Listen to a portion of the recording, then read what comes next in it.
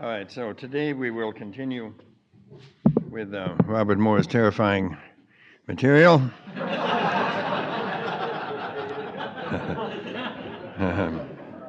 The thing that terrifies me the most is that the it wishes to be treated respectfully. That is something that feels to me exactly right. And when the it comes forward in the midst of these disentangled, chaotic racial connections and broken connections with Europe and various countries, we are nuts. And so we're not liable to treat the it with respect. Is that right, Robert? So. I said I would open the frame to spiritual reflections on spiritual transformation. And let me just say this, that when you're speaking scientifically, you're using a certain very limited kind of language. I mean, you're seeking to base what you're saying on things that have a lot of empirical evidence of some kind, research evidence, clinical evidence, various evidence based on interdisciplinary research, but you're self-consciously trying to be aware that you're limiting what you're talking about to stuff that other folks can work with and see, verify, work with you on trying to tell based on evidence and so forth whether what you're talking, whether your theory of something is false or correct or false based on actual testing. In this discussion, we have to understand that when you begin speaking of spiritual things, you enter, just by virtue of when you begin speaking about spiritual things, you are already in the realm of the mythic imagination and the symbolic discourse.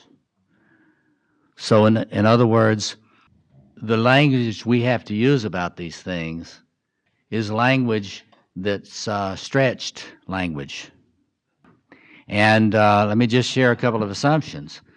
You have to have to be using the mythic imagination and symbolic language in talking about spiritual things, but there are some things that I assume about this.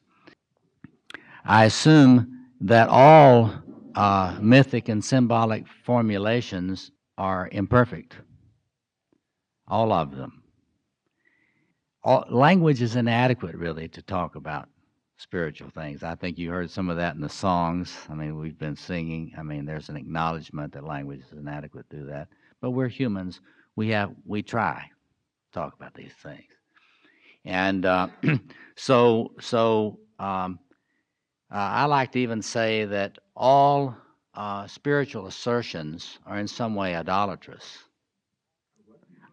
All spiritual assertions are in some way idolatrous, because it's not possible for a human to speak things perfectly about divine things. And this is just some of the assumptions. If you think you can speak perfectly about divine things, that would be, in my view, an example of grandiosity. See? And so that is some of my fundamental assumptions. In other words, we come from a lot of different spiritual tribes here. And my assumption about any spiritual tribe's languaging of the things of the Spirit, they're all flawed and all limited. And my basic feeling is we should spend a lot more time asking how our own are flawed and limited rather than how someone else's are flawed and limited. And that's shadow work, we call that, that religious and tribal spiritual traditions find it very hard to do. So this is I'm just laying out some assumptions. But what I want to do fairly quickly is to just lay out for you what I believe to be 7 key elements of spiritual transformation. And I want to go through that fairly fast. And I will say this, and have to invite you to wear your spiritual reflection hats here. But from my point of view, when you move to spiritual reflection, I don't think it cancels out scientific reflection. In my view, integrative science and integrative spirituality have to be partners. They have to have mutual respect. But I'm going to talk about 7 elements that I think are very important anytime anyone is involved in a spiritual transformation process. Now, I'm going to present these. These, in my view, are interrelated. So they're not necessarily linear. I could order these in a different way. But I think that each one of us here is struggling with each of these elements at some level. So let me just get started. If one is going to be spiritually transformed, and I'm a person that believes in huge possibilities for spiritual transformation, huge possibilities. One needs a vision of what is possible. And I say, you need a vision of what is possible for your spiritual transformation. That does not mean you may have one. And I'd like to just have you think about why that may be. And you can ask yourself, do I have a vision of what is really possible for my spiritual transformation, for my spiritual attainment? Yes, excuse me. So you need a vision, because if you don't have a vision, you may think that the place you are is the place you have to be. You know, and there are a lot of people who really cannot see beyond sort of the horizon that they're looking out of. And they, in short, they have little hope. So one needs a vision whether one has one or not. And because if you have a vision, then you can strive toward that with whatever energy you can muster and that sort of thing. And the second thing you need is a kind of a diagnosis of what's wrong that's keeping you from moving toward that. Not only may I not have a vision of where I might move, what I might move toward, I may not have a clue about what is happening in me that is stunting my development or slowing me down. If you don't have an assessment of what is wrong, then it's awfully hard to address the problem, right? And so there are a lot of folks that are sort of in a very bad place. They're in a very bad place spiritually, and they haven't been helped by anyone to try to get some sense of, from any mythic perspective, what is wrong. A lot of things can be blocking you, and unfortunately, they're usually very multidimensional and complex. But third, you need, even if you had those two things, you need courage to face what might be possible for you. As I have worked with people over the years, it's become very evident to me that if one is flagging in courage, you will go to denial because it's too overwhelming. But a lot of folks have a tremendous difficulty in having courage. And I thought about this a long time, trying to figure out, why don't people have courage? And then it began to be more and more clear to me that there's another element. You have to have energy, or you will not have courage. And so if you don't have energy, and therefore you don't have courage, you won't be able to face either what's possible for you, and you certainly won't be able to face what's wrong. Now, how does one have energy? Here I agree with the great Paul Tillich. I think you get energy through faith. Now, faith, I use this the way that Tillich used it. So you sort of either have it or you don't. It doesn't mean you believe something. It doesn't mean you feel a certain way. It doesn't even mean you will a certain thing. Faith means that, in fact, discernibly, you're hooked up to something that pulls you together, that has juice. You're hooked up to something, we can say this, that mediates juice, I like to say. So there's a kind of a phenomenological thing about faith. That is to say, if you see, everyone has some faith, or they would be dead.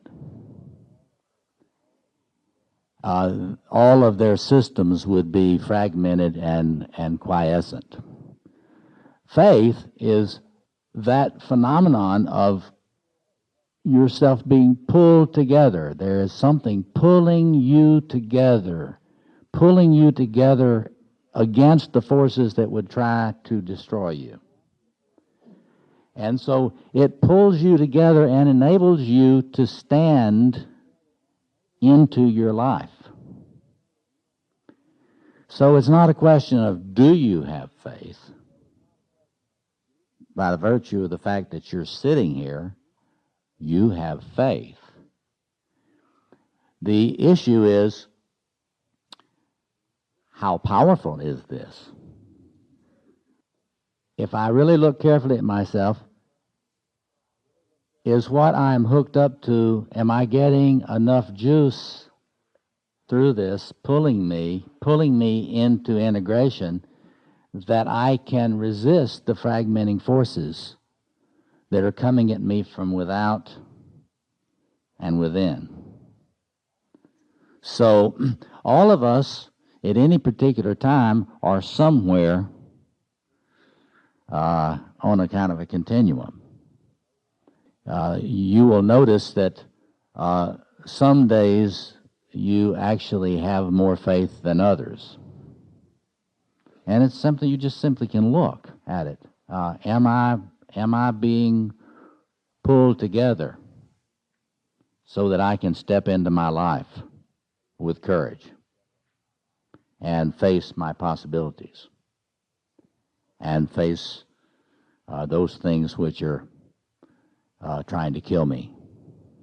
Does that make sense? Okay.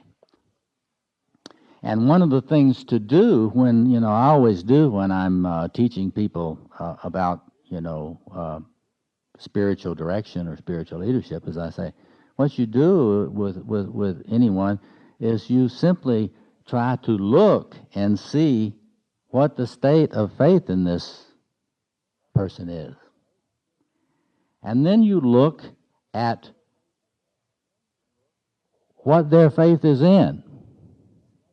Or in other words, you could put it this way: what is mediating their faith?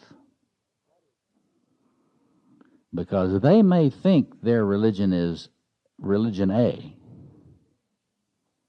and they may have very passionate commitment to this dogma of this religion. But if you look close at them, they may be hooked up and be connected to the juice through a person. It may be coming in through a person. It may be coming in through an image of themselves. You folks that are really wonderful, your faith can actually be in an image of yourself. And the interesting thing is that if you're getting the juice that's pulling you together and enabling you to stand against the destructive forces in your life, it is working somewhat. And I started out by saying there's a way in which all faiths are idolatrous to some degree. See? So even idolatrous faiths are faiths, and because they mediate power. They mediate juice that pulls a person together to some degree or the other. So as you're looking at yourself on the spiritual issue, you can ask yourself, well, how is my faith? Am I accessing energy that's pulling me together so I can step into my life, resist the forces of destruction that are trying to destroy me? What is mediating it to me? Where am I connecting with it? Maybe a woman, maybe a career fantasy. Follow me? But if you look closely, there is some place where you're hooked in, where you're plugged in, I like to say. You're plugged in some way. See? It's very important to look at that. Because a faith can be in something that is really going to disappoint you later. Yeah, see. And so, but the fifth thing is faith, the element of faith, because if you have no faith, even idolatrous faith, you can say it like this: idolatrous faith is better than no faith at all. See, because without faith,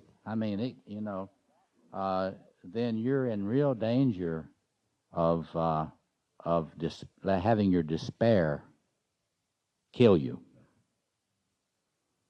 One of the things we all struggle with is despair. And you can tell when your faith is low, your despair is rising. That's a rule. And, despair is not, a lot of people treat despair like it's a backache, chronic back problem or something, sciatica. But unfortunately, despair is not like sciatica. It's like melanoma. If you didn't get anything else, what I'm talking about today than that, that's important to get. Despair is aggressive, like melanoma. And if you are noticing despair in your life, you have got to attend to your faithing ASAP. Because if you don't attend to your faith ASAP, there's a certain finite period of time that you have before that despair will metastasize and take you down. And it has a lot of different forms of taking you down. You could probably each of you write your own book about how despair affects you. Now, our forebears in all these different tribes understood that there was another element in spiritual transformation.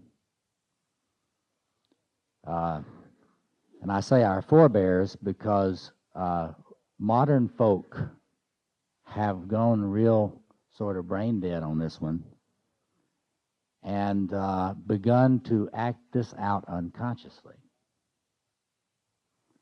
And that is sacrifice. sacrifice is always a part of authentic spiritual transformation. Now, what was it that our ancestors knew? And I don't mean just the Dagara, although they knew it. If you've studied with Martine, you know that the Mayans knew it. Well, the Jews knew it. And the Zoroastrians knew it.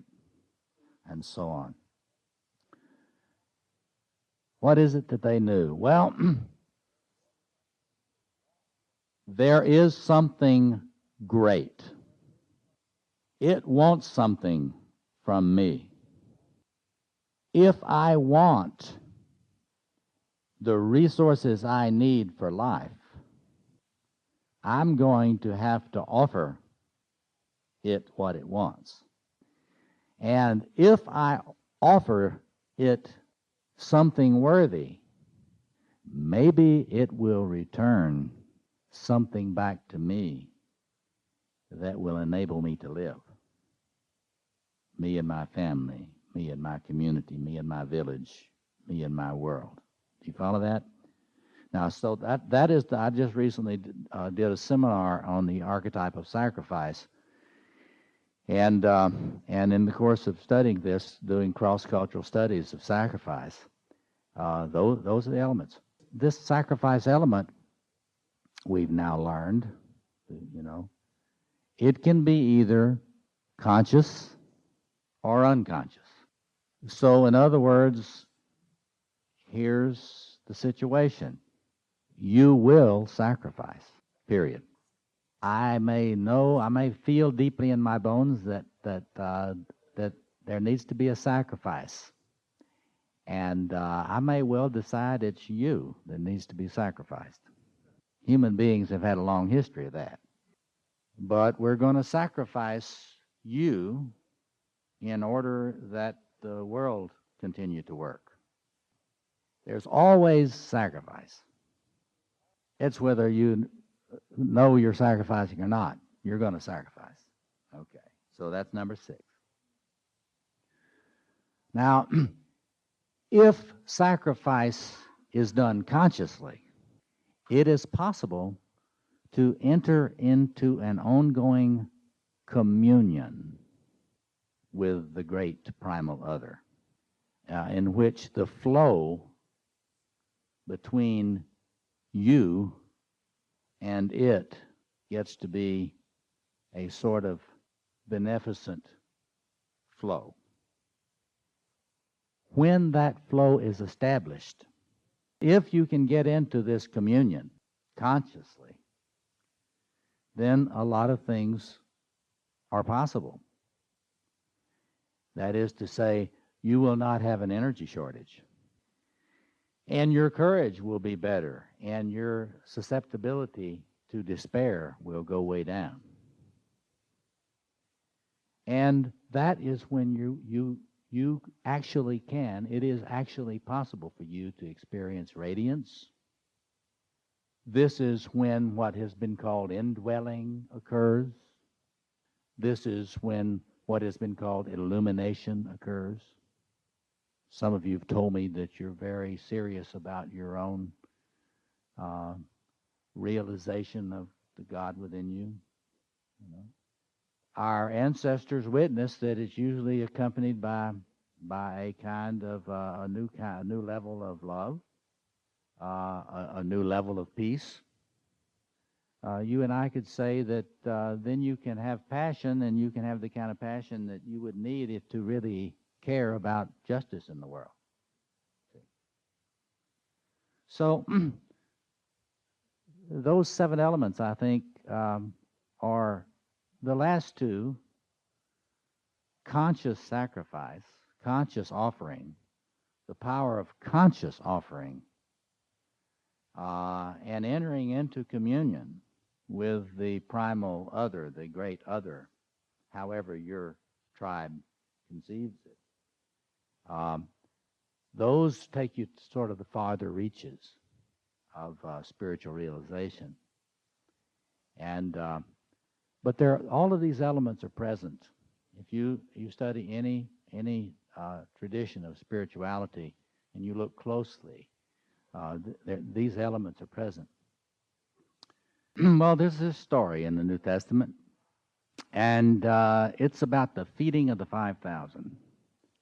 And all these folks, these hungry, tired folks that have been following Jesus, it's getting toward nightfall, and they're really tired and they're hungry, and there's not anything for them. You all know this story, most of you do. And when they kind of ask, well, what do we got? Well, we got 5 loaves and 2 fishes. And so Jesus asked that they be brought to him, and he took them and he blessed them, these very imperfect resources. And lo and behold, suddenly there was enough to feed all of these people. And after everyone dined, they picked up all these baskets of things left over. All right. And that's about offering. That's about what happens when you bring an imperfect, fragmentary offering authentically to the Great One. That is, I'm not Roman Catholic, but that's acted out every time the Mass is celebrated. That's why Jung was so fascinated by the transformation symbolism in the Mass. And that's why Jung believed that if you look deeply into the heart of alchemy, you will see an inner sacrifice that is modeled on the Mass in the heart of alchemy. So in any case, offering, and it's not, that's true in Christianity, but it's not just true in Christianity. It is that bringing, see, some traditions thought you had to bring the perfect offering. But that's a little grandiose. You have to bring authentically your fragmented offering. But if you bring it authentically, the Great One can multiply it and give it back to you in a form you can receive and use to fuel your life. So let me stop there and let me just open it up. I was thinking earlier about energy, and I don't know if this fits in for you, I just want to throw it out there, but for me, inspiration has a lot to do with energy. And that's from a great teacher or a great work of art, or to inspire me to start a spiritual path. Can you say more about that, or you think that's part of If it's a great teacher, a great work of art, that is what's mediating. That you're having a faith experience in relationship to that. inspiration? Sure. I mean, see, just repeat again. To the extent that that helped you pull yourself together and go forward, you got faith out of it. It was faith. And it's important, I think, spiritually to think, consciously about, well, was it really that painting that did this, or was it something behind the painting? Was it something under the painting? Was it something beyond the painting? Well, but that's what the genius of Mircea Eliade. Idolatrous faith or idolatry, right? Yeah, and if you really thought that it was the song that gave you the energy, that's faith. If it's thought about in some sort of simplistic, literal way, it's idolatrous, but it still pulls you together and enables you to go forward. Like what I call taking the thing you hold. Yeah, that's right. And so you have to understand, I'm too old to be perfectionistic. So I'm just happy that you have faith, the faith you have, I'm happy that you have the faith you have, because I would rather you have that than be eaten by the dogs of despair. You follow me? Does that make sense? But it is, if you want to really grow spiritually, then you have to actually, contrary to a lot of New Age stuff, you actually do need to think. The mind should not be seen to be the enemy of your spiritual development. The mind can help you reflect upon where you may be um, depending upon things that are going to really disappoint you cruelly later, and might help you to start trying to go deeper in terms of getting a more solid grounding. Yeah. Or barriers to coming up with a vision or even knowing you have a vision? Well, if I had time, what are the blocks of coming up again? Well, from just working with people, the biggest block is your despair. And if I had a lot of time, I would talk a lot more about despair. I'd talk to you a lot more about how do you know how would you recognize your despair? But we all experience despair to some degree, and it's that undertow that you feel in yourself that sort of drags you back and tells you you can't go forward, you can't really pull yourself together, you can't really become more powerful spiritually. All that drag, that undertow, and I think you all have experienced that. I mean, to some degree. Yeah, back here in the back. The safest and the best place to plug in, because I get a sense from what you were saying earlier that there are some dangerous spots and that ultimately it could let you down. Well, first thing, look, I'm not perfectionistic. First, look at where you're plugged in. Honestly, look at where you're plugged in. Because wherever you're really getting juice, that's your dragon connection. See, that is actually that is actually it. And don't pathologize it first. Appreciate it. Be grateful for it. If you're a musician, and that's what the music is where you plug in. Fantastic. See, what Eliade says is that human beings, they can plug in anywhere, and have. And you study Eliade's work, he describes how people have plugged in everywhere.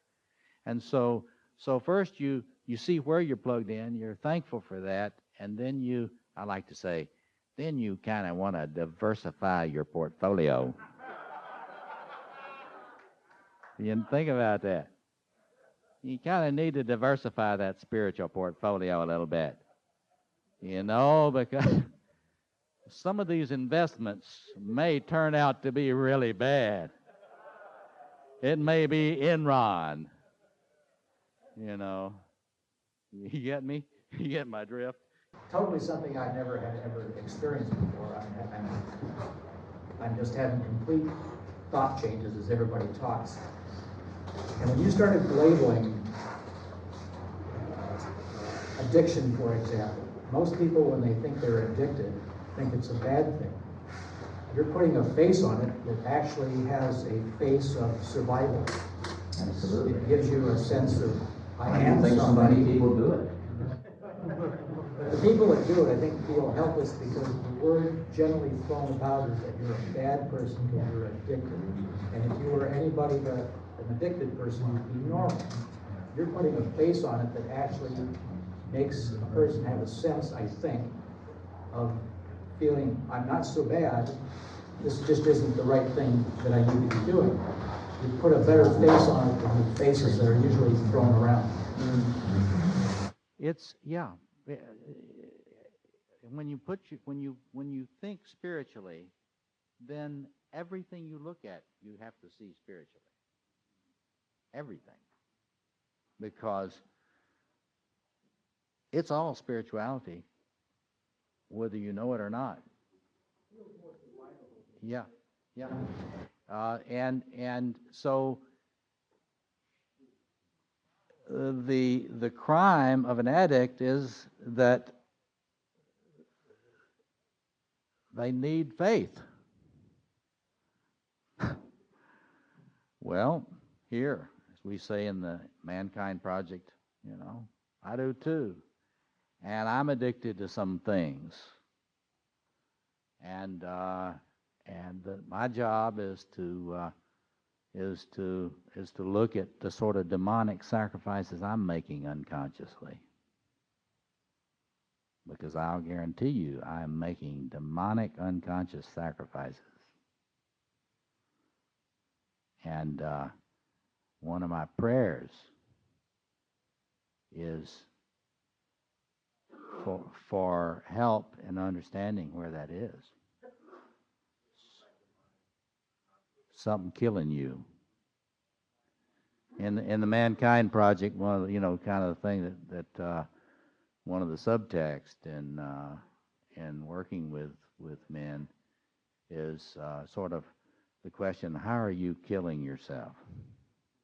In what way are you destroying your life and relationships? Let's just cut the bullshit and talk about that. Because it's never are you, it is how are you, period. Yeah, back here. But at first, it wasn't that way. At first, it wasn't that way in most cases. There's an old AA aphorism that says, at first we drank to live, and then we live to drink. It turns. There's a point at which, in many of these, it turns on you. Yeah, that's what happens when the God fails you, whatever it is. Yeah.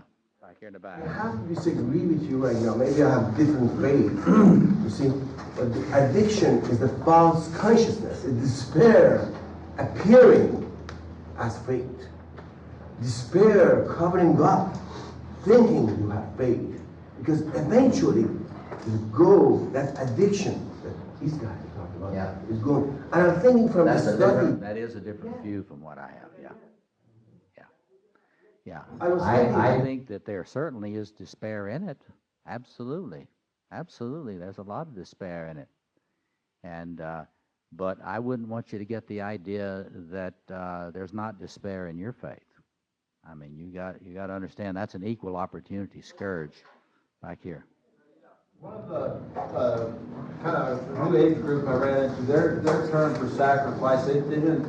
The sacrifice kind of gets into cutting animals' heads off and stuff. We don't really do that here. They call it consideration, and it's in kind of a legalistic sense, and that scares people too because, hell, that's legalistic and not spiritual. But the legalistic sense of consideration. There is many versions of sacrifices. There are spiritual tribes, and so. All I'm suggesting to you is that you try to think about sacrifice in your life. Think about what sacrifices that you're making unconsciously, and if you were to become more conscious about your fragmented, imperfect offering, how would that look? If you were to become more conscious about offering that imperfect offering. Yeah, back here. One thing a word that stuck out from what you said in talking about the sacrifice is that, and I guess I'm more familiar with the Christian tribe, and I think it comes out in Merton a little bit, and I know Joe Campbell talked about you actually, those who touch the divine, it's more like this, flaming ball of fire which will probably engulf you. But this word that stuck out for me was perhaps. I think to me, what I see in New Age stuff is that it's like they form a spiritual technology. And if you follow this step, then you get there. But it doesn't always happen. Well, in sorcery, that's your fantasy. Your fantasy is, if I do this, the other is compelled to do that. And in my view, an authentic attempt to be in communion, my responsibility, however poorly I meet it, is in making the most authentic, best offering I can. I'm not in charge of outcomes. You know, you're not grandiose to try to make the most authentic, imperfect, fragmented offering you can make. That's not grandiose at all. That is appropriate, your appropriate contribution. You know, some of you building our ritual space, you may have felt that you weren't as good as some of the other guys and working on this, but you made your offering. You've made as authentic an offering and trying to contribute to the community as you can. You're not in charge of the outcome of the ritual, you know. So when you get to kind of being in charge of outcomes, that's grandiosity, you know, in my view. Somebody back here, yeah. Everything you've talked about so far, the one that grabs me in my guts this morning is we talked about despair and how the less faith, the more despair, and the more despair, the less faith. Right. And it metastasizes. And it's also contagious. It's very important to understand that our forebears, our tribal forebears of all these different tribes, they knew it was contagious. And that's why they were so careful about insulation from it. Yeah, go ahead, finish your thought. My heart is hammering right now, because when I've been looking around the cafeteria at meals, and last winter I was in the depths of despair, and I can look back now and realize that, because there was times when I'm realizing I didn't care if I died. I went out for a walk in a snowstorm and sat down and figured I'll just keep sitting here. And a truck was coming in an intersection, and I figured maybe I should just sit here. And I'm looking back right now realizing I was that close to being dead because of the despair. And it scares me to look back and realize how close I was. And when I've been looking around the lunchroom and, you know, at meals, I don't know if I'm the only one who sees this, but I've seen a lot of despair in a lot of eyes here this week. And there's despair in all of them. Just that because of my life experience in the last year or two that I can see it more clearly, but I see a lot of it here. I feel a lot of it here. It's very important spiritually to get to where you can see it. Because if you can see it, you can fight it. And I'm gonna stop now. I'm running out of time here. But I would say this. I want to just do I?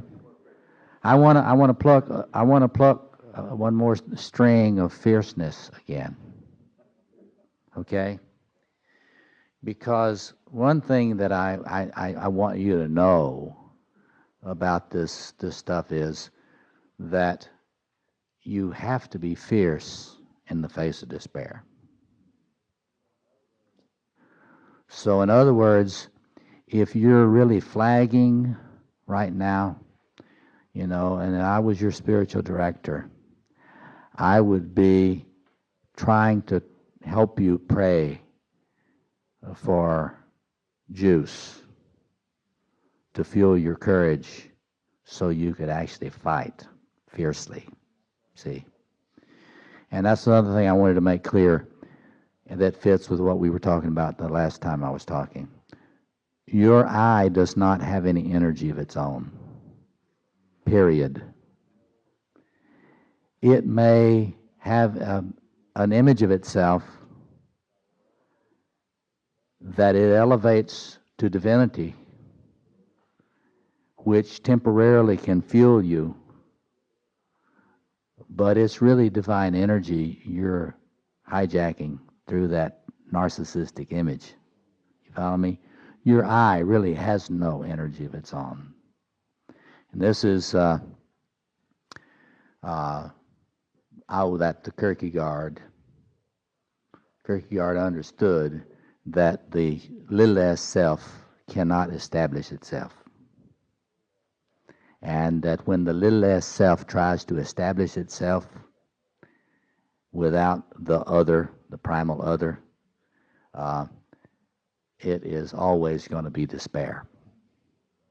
So, you got to have fierceness, but you got to have juice to fuel your fierceness. And if you can identify where the despair is biting you, you got despair bites on you, all of us do. You got to pay attention to where they are and how it's getting into you.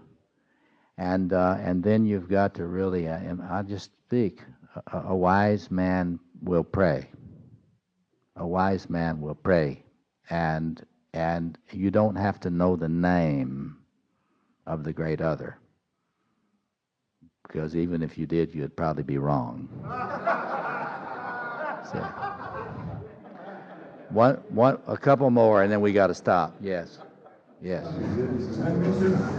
interested in hearing what you sacrifice personally, and how you learn which sacrifices to make, and what your path was in that. Maybe something about sacrifices that you made that were biting off more than you could chew, or mistakes you had to make. That's a good. What sacrifices have I made? That's why I emphasize unconscious sacrifice a lot. Unconscious grandiosity and unconscious sacrifice. And I have unconsciously sacrificed a lot of my relational life to the grandiosity of my own mind. See? So you might say, I have made an idol out of the magician archetype, you see. And Danny's term, I was talking to Danny,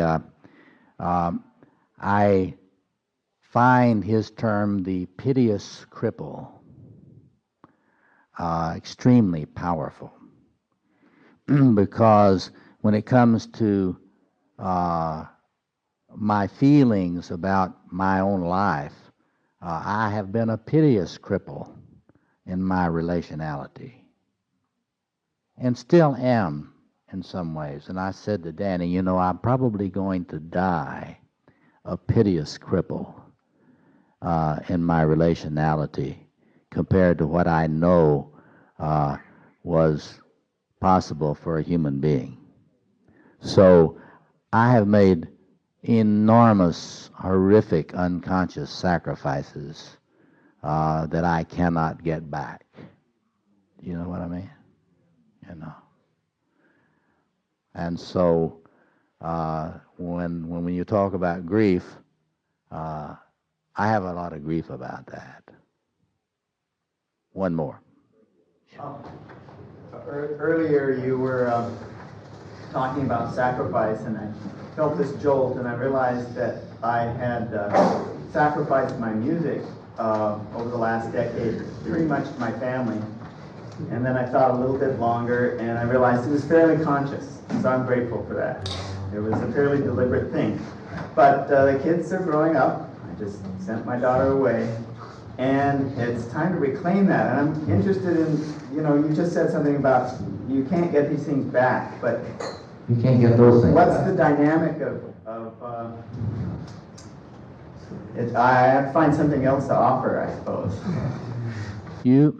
Your authentic offering is what you have now. And I really do believe, I believe in miracles. I really believe in miracles. I believe that life is miraculous, I mean, the Great One has done miraculous things with me. And in terms of sacrifice, I pray to know what to sacrifice, and to try to make an offering of what time I have left and what resources I have. How do you feel about the sacrifice of a lamb? How do you feel about the sacrifice of a lamb? What I feel about the sacrifice of a lamb. Any act can be undertaken from all kinds of points of view and understandings, you know. So you can't tell about the authenticity of a sacrificial act from the outside.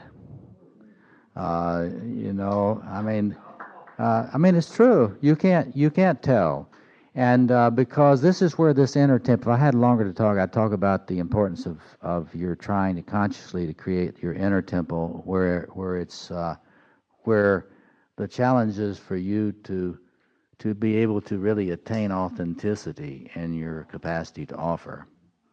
And if that lamb is utilized in some way that is extremely authentic, you know, it could be a very powerful, genuine spiritual act, but it also could be an act of sorcery, and in which I'm trying to manipulate the divine. So you couldn't watch me from the outside and tell what it really was. Okay, I've got to stop. Huh? Can't stop until 10:30. It's only 10:20. Okay. So anyway, I hope you're thinking. I hope you're thinking about how this relates. You see, if I'm speaking as a psychoanalyst, you see, I am trying to deal with what presents in the psyche, and many of these same realities present, and they can be talked about in scientific language. But in my personal view, unless you can open up the brackets and face the possibility that great thing in you actually might be God. I mean, and the fact that you don't know anything about the great other, or that you don't know anything about anything divine, does not change one whit the fact that great thing in you is God. And the only thing is that your ego can channel that energy in a way that makes it hell energy. So as I agree again, I mean, I have Paul Tillich sitting here by me in this chair. I mean, somebody that I deeply admire. And he would tell us all that all the energy is divine. It's even divine when we hijack it and make it monstrous. It's still divine energy, but we have done an evil alchemy with our egos. So anyway, one more. Yeah, let's see somebody. Yeah, okay. Thank you. Me? My question is, let's say if you're not sure where you're plugged in, or maybe you're plugging into different places all the time, you have no solid connection anywhere, but you're always plugging into something different because you're always plugged into something. Yeah. Is it possible to still have some sort of communion when you're not sure where you're plugged in, or you're constantly plugging into something different? Well, you're in a kind of communion. But we're talking about spiritual development here, right?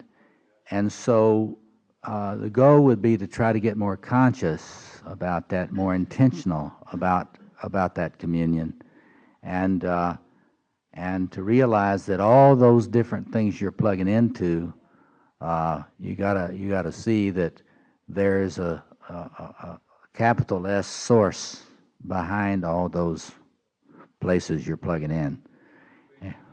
Plugging in the same thing, just in different places? My understanding is that any real juice you're getting is coming from a very primordial source.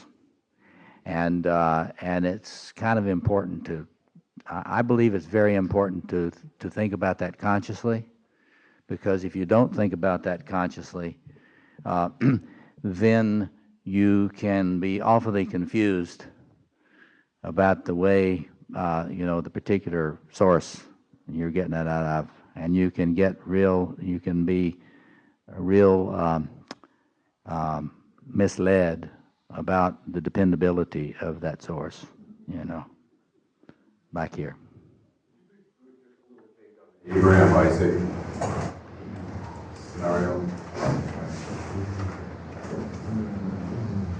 Yeah, I think if you try to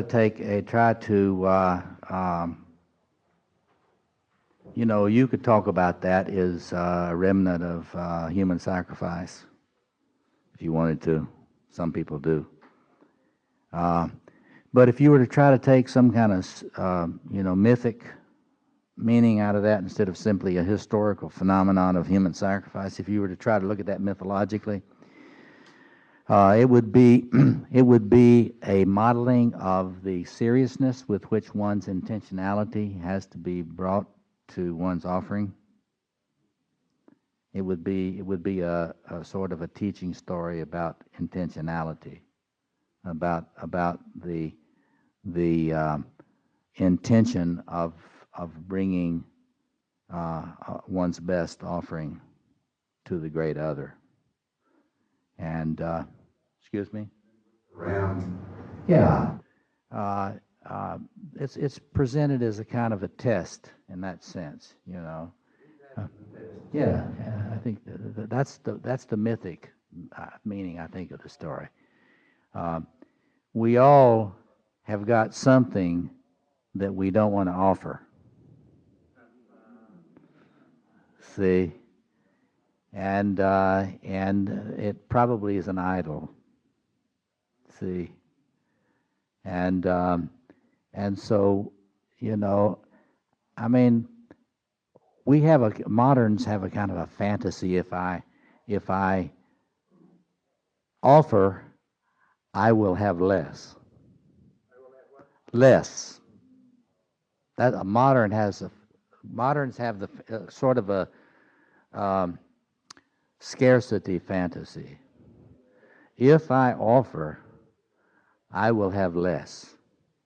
When our forebears knew the only way I will have what I need, and in fact in abundance, is if I offer with authenticity and with authentic intention. And I just would add simply, it doesn't have to be something shining and perfect. It just needs to be the best you have, right? Thank you very much. That's it.